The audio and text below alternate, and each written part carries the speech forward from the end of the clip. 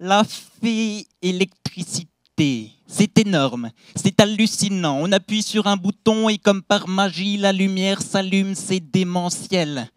On oublie souvent que derrière tout ça, il y a quand même 58 réacteurs nucléaires qui tournent à plein régime en France. L'ennui, c'est que ces réacteurs commencent à devenir vieux.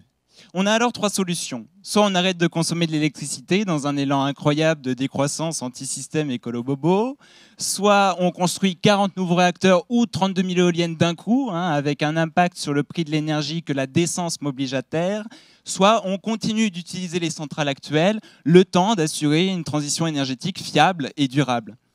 Tout l'intérêt de ma thèse est là, étudier le vieillissement des centrales pour garantir leur bon fonctionnement dans les années à venir.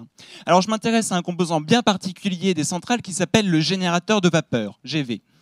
Un générateur de vapeur, c'est 5000 tubes, hauts de 10 mètres, assemblés à une dizaine de millimètres les uns des autres et séparés par des barres de support. À l'intérieur des tubes, de l'eau brûlante, chauffée à 300 degrés par le cœur du réacteur. À l'extérieur, de l'eau qui, au contact des tubes brûlants, va se transformer en vapeur, faire tourner les turbines pour produire l'électricité. L'ennui, c'est que de l'eau qui se transforme en vapeur, ça crée des vibrations très importantes. Vous n'avez qu'à regarder votre bouilloire quand l'eau commence à frémir, ça tremble de tous les côtés. Eh bien, c'est pareil dans les générateurs de vapeur.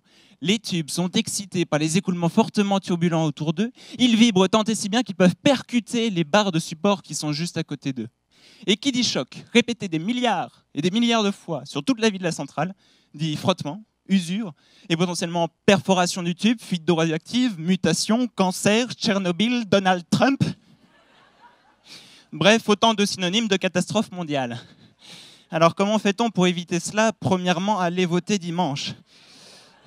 Deuxièmement, faire de la tribologie, autrement dit étudier le frottement et l'usure en laboratoire. Et c'est ce que je fais.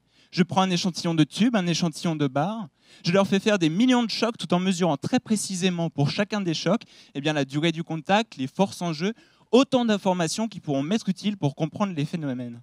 Et après plusieurs centaines d'essais où je change à chaque fois la vitesse, l'angle du choc, je regarde comment évolue l'usure suite à ce changement. Ça me permet d'identifier les paramètres les plus influents sur l'usure et vraiment comprendre comment la matière s'est enlevée petit à petit, choc par choc, et ainsi prédire son évolution dans le temps.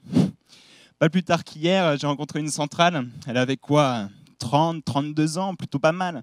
Elle avait de beaux tubes. Il y en avait un ou deux qui étaient un petit peu usés, mais en modélisant leur vie future à partir de leur vie passée, j'ai très vite compris qu'il n'y allait pas avoir de problème entre nous. Pour finir, n'oubliez jamais, l'énergie est notre avenir. Économisons-la.